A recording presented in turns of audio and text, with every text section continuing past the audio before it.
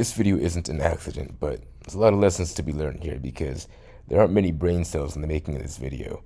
And despite what people say, you can learn from stupid people. You learn what not to do. So let's roll the clip. So we see this car. I don't know how they got here, but they did. And a good Samaritan came to help them out.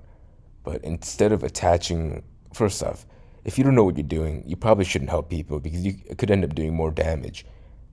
Second, this person does not have the proper towing equipment, nor do they have the knowledge.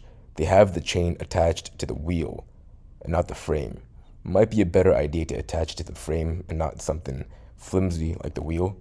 Let's go ahead and see what happens.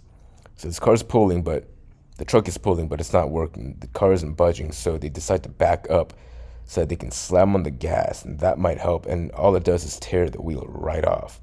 That's a lot of damage. This was bad enough on its own, but it wasn't that bad. If you called a professional tow truck driver, they probably could have gotten you out of there, no problem. A few $100 for their time. But now, look at what happened. You have to call a tow truck now, again, to get your car out because you can't move it. You have to tow it to the lot, and you have to get it repaired. Good luck telling insurance what happened. So, if you don't know what you're doing, don't help people. Let the pros figure it out. This person had a good heart, this good Samaritan, but unfortunately, they did a lot more damage than they meant to. And try not to go onto the curb when you're in a parking lot. Let's all be safer, more responsible drivers.